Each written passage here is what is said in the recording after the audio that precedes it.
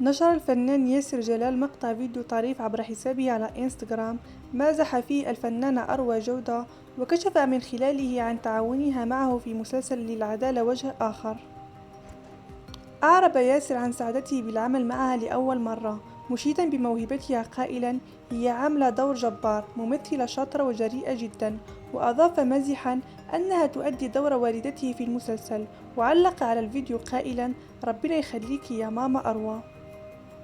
من جهتها عبرت أروى جودة عن سعادتها بالمشاركة في العمل، مؤكدة أنها كانت تتمنى التعاون مع ياسر جلال منذ سنوات.